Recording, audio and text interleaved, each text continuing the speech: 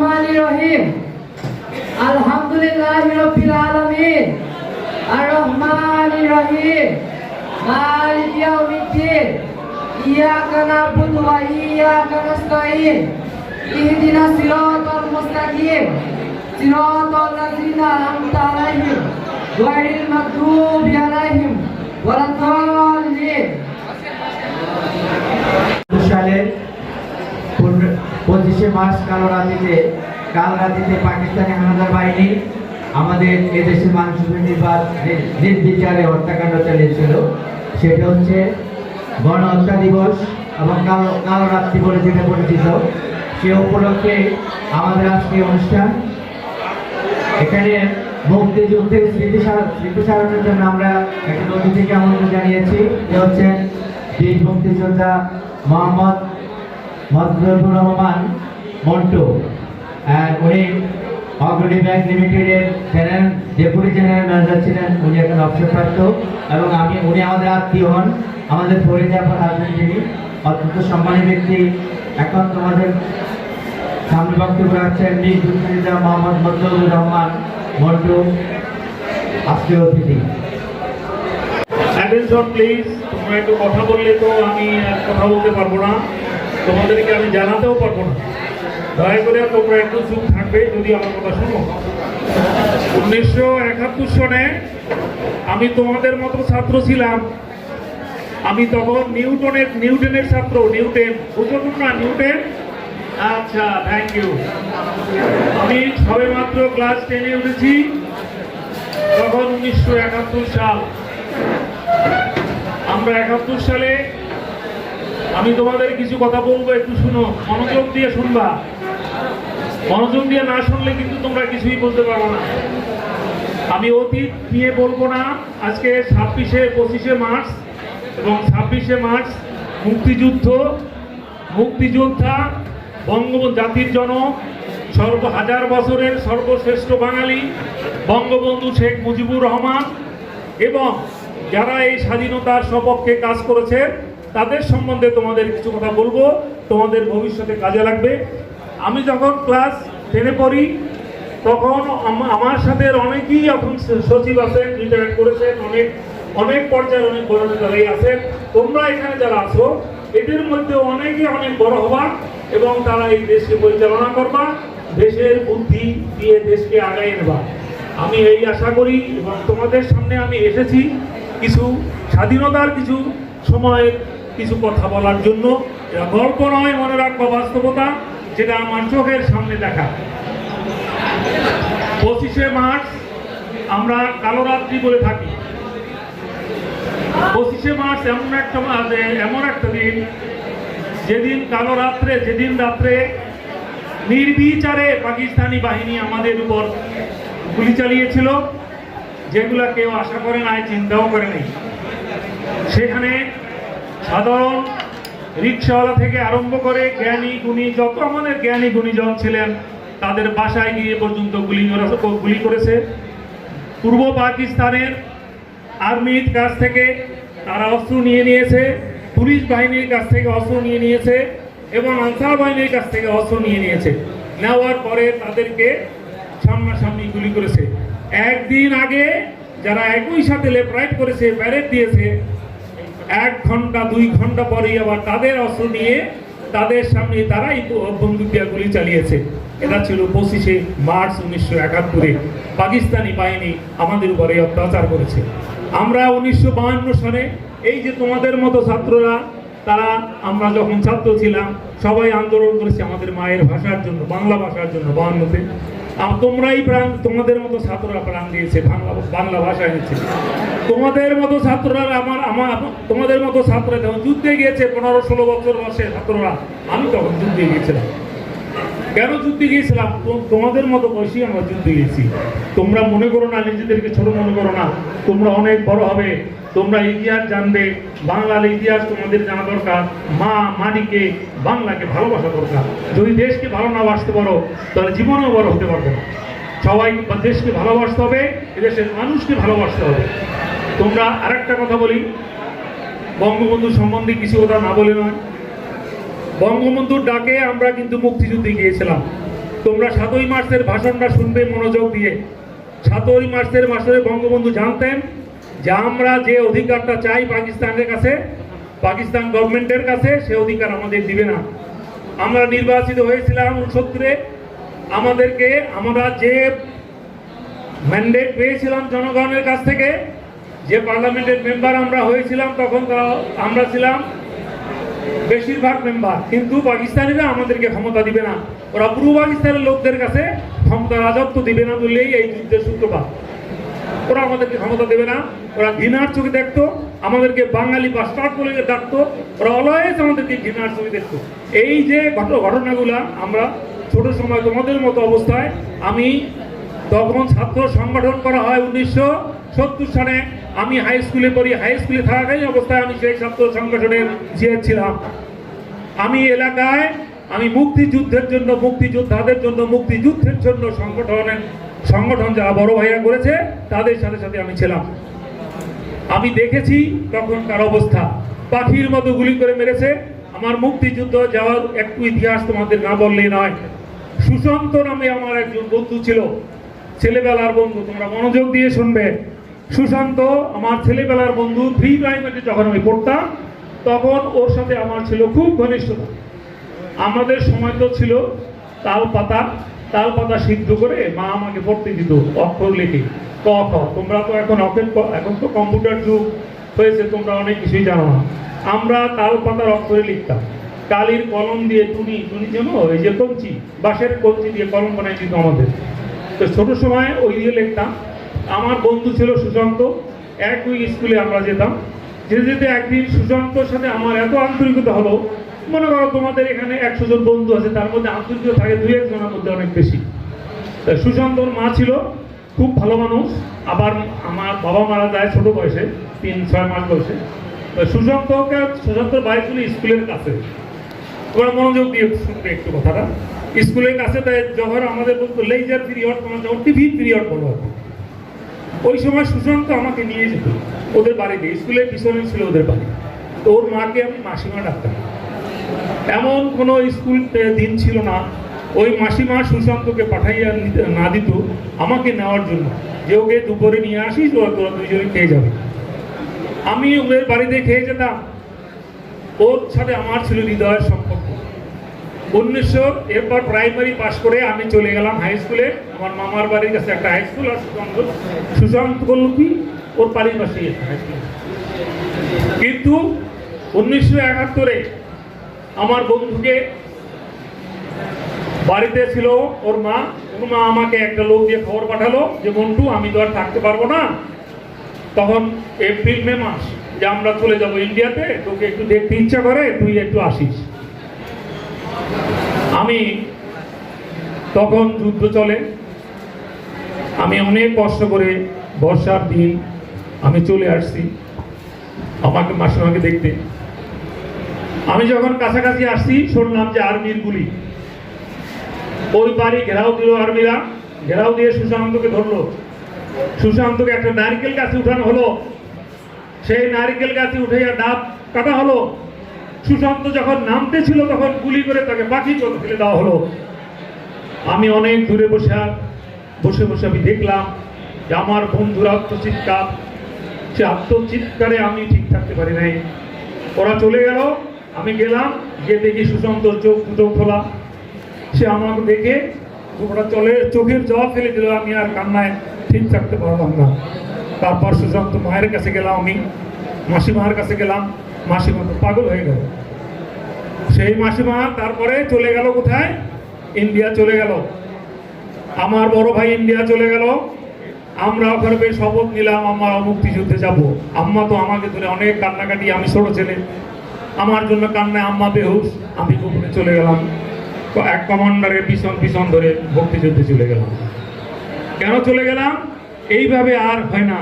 আমার চোখের সামনে আমার বন্ধুর মৃত্যু। চলে গেলাম মুক্তিযুদ্ধে, কমান্ডারের পিছে আমার এক ভাতিজা ছিল 15 বছর বয়স, ও চলে গেল। একদিন দুজনে রাইফেল নিয়ে ট্রেনিং দিতেছি যে ট্রেনিং দিয়ে চলে গেলাম আক্রমণে। এক জায়গায় আক্রান্ত হয়েছে মুক্তিযোদ্ধারা, সেখানে আমরা গেলাম। আমার পাশে ছিল ভাতিজা, তাকে গুলি করা হলো, ভাতিজার সাথে পড়ে গেল, সেগুলি খেয়ে মারা গেছে।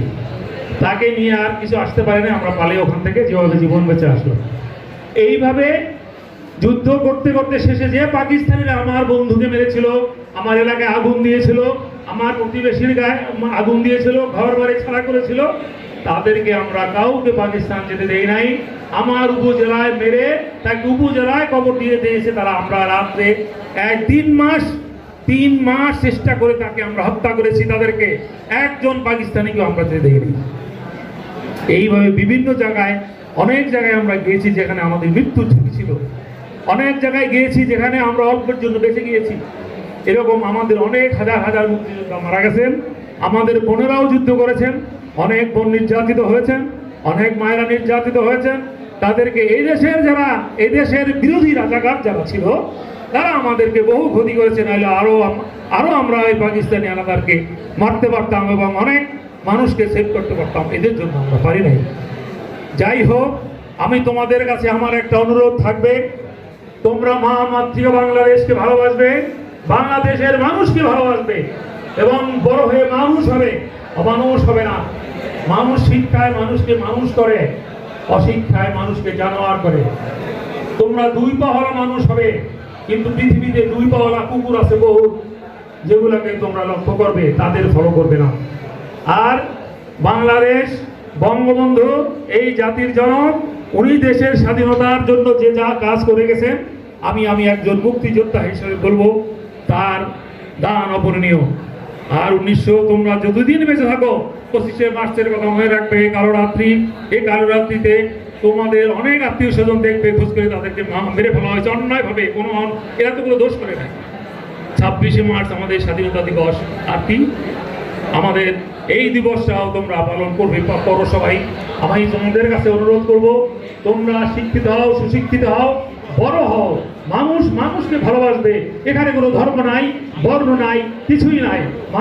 মানুষকে ভালোবাসবে, যার যার ধর্ম সে পালন করবে, কিন্তু মানুষ যেন মানুষকে ভালোবাসে।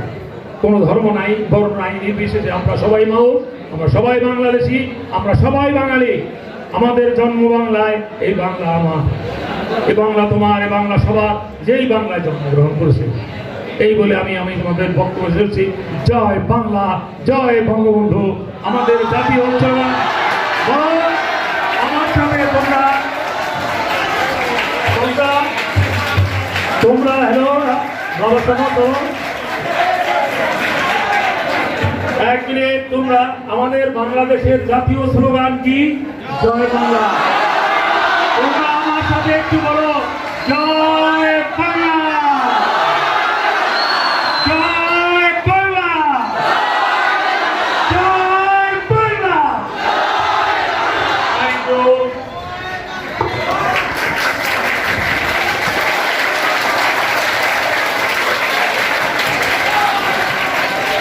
আজকে অনুষ্ঠানের অতিথিকে অনেক ধন্যবাদ।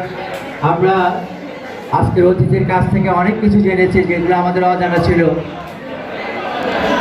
এই জন্য বিদ্যালয়ের পক্ষ থেকে তাকে অন্তঃস্থল থেকে আন্তরিক ধন্যবাদ জানাচ্ছি। এখন বক্তব্য রাখবেন আজকের অনুষ্ঠানের সভাপতি, অত্র বিদ্যালয়ের সম্মানিত প্রধান শিক্ষক জনাব AKM মোস্তফা কামাল।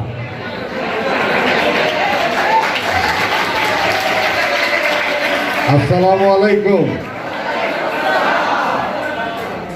আজ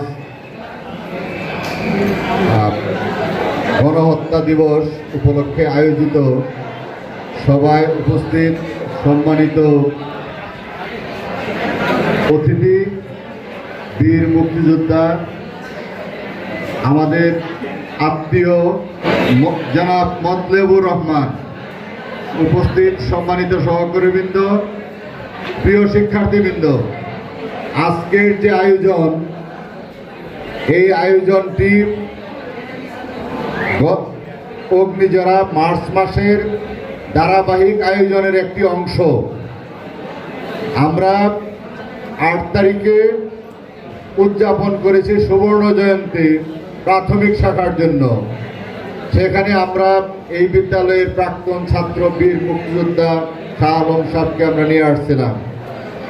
10 তারিখে মাধ্যমিক শাখার জন্য নির্ধারিত সময়সূচি অনুযায়ী আমরা সুবর্ণ জয়ন্তীর প্রোগ্রাম পালন করেছি। 1 থেকে 25-এর মধ্যে যে কোনো একদিন গণহত্যা দিবস নিয়ে আলোচনা সভা করা এবং তাতে একজন বীর মুক্তিযোদ্ধাকে এনে শিক্ষার্থীদেরকে মুক্তিযুদ্ধের গল্প শোনানো, গণহত্যার বিষয়ে জানানো, এটি ছিল আমাদের উপর নির্দেশ। আমরা সেই নির্দেশটি অক্ষরে অক্ষরে পালন করেছি। সেটি সম্ভব হয়েছে আমাদের প্রিয় আপা ফরিদা আপার মাধ্যমে। আমরা যখন বলেছি আপাকে যে আপা দুলাভাইকে ধার দিতে হবে আমার ছাত্রদের জন্য, বুঝতে পারছো তোমরা কথাটা? আজকের যে অতিথি তিনি কে? তিনি কি হন? ফরিদা আপার কি? আচ্ছা, বলতে পারছো না? ফরিদা আপার হাজবেন্ড আমাদের দুলাভাই, বীর মুক্তিযোদ্ধা।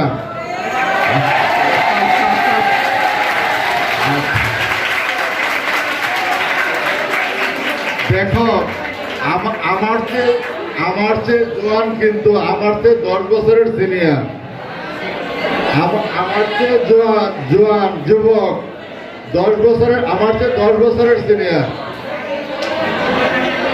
এই বীর মুক্তিযোদ্ধার মাধ্যমে তোমরা গণহত্যা সম্পর্কে জানতে পারলে আমরা অত্যন্ত খুশি হয়েছি।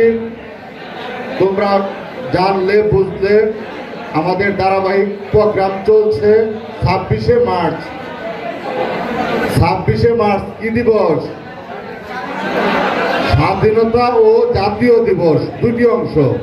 স্বাধীনতা ও জাতীয় দিবস। সেদিন সকাল 9টায় বিদ্যালয়ে সমাবেশ হবে, জাতীয় সঙ্গীত হবে, আলোচনা সভা হবে, রচনা প্রতিযোগিতা হবে, চিত্রাঙ্কন প্রতিযোগিতা হবে, হকি খেলা হবে। কি খেলা হবে? হকি খেলা হবে বিদ্যালয় মাঠে। সারাটা দিন আমরা বিভিন্ন অনুষ্ঠানের মাধ্যমে আমরা 26শে মার্চ উদযাপন করব। তোমরা সকলেই উপস্থিত থাকবা এবং দিন শেষে আমরা আমাদের বিদ্যালয় থেকে আমরা টিফিন গ্রহণ করব, মিষ্টি বিতরণ করা হবে, যা খাওয়ার আমরা তা খাবো। আমি প্রিয় শিক্ষার্থীদেরকে আহ্বান করব, মুক্তিযুদ্ধের ইতিহাস জানা এই দেশের প্রতিটি নাগরিকের অধিকার, ফরজ। এটা জানতেই হবে। কোনো ব্যক্তি যদি তার ইতিহাস ঐতিহ্য না জানে, তার শিক্ষা অপূর্ণাঙ্গ থাকে, সে পরিপূর্ণ শিক্ষা তার ভিতরে থাকবে না। আমার জাতি হিসাবে আজকে আমি টিকে আছি, বিশ্বের মধ্যে অনেক দূরে এগিয়ে গেছি, আমরা উন্নত সমৃদ্ধ রাষ্ট্রে রূপান্তরিত হয়েছি। আমাকে অবশ্যই আমার জাতির ইতিহাস জানা দরকার, 1971 সালের ইতিহাস জানা দরকার, ভাষা আন্দোলনের ইতিহাস জানা দরকার, 7ই মার্চের ইতিহাস জানা দরকার। সব কিছু আমরা জানবো, পড়বো এবং যতক্ষণ পর্যন্ত আমাদের সুযোগ থাকবে আমরা বীর মুক্তিযোদ্ধাদেরকে এনে তোমাদেরকে জানানোর সুযোগ করে দেব। আমি আর কথা বাড়াবো না। আমরা 26 তারিখে তোমাদের উপস্থিতির জন্য আহ্বান করছি, তোমরা সকলে চলে আসবে। আমি তোমাদেরকে অশেষ ধন্যবাদ জানাই এবং আমরা আজকের যে অতিথি সময় নষ্ট করে কষ্ট করে আমাদের মাঝে এসেছেন, তাকে আমরা অশেষ ধন্যবাদ জানাচ্ছি, কৃতজ্ঞতা জানাচ্ছি, শ্রদ্ধা জানাচ্ছি এবং উপহার হিসাবে আমাদের ফরিদা আপাকে দিয়ে দিচ্ছি। ধন্যবাদ সবাইকে।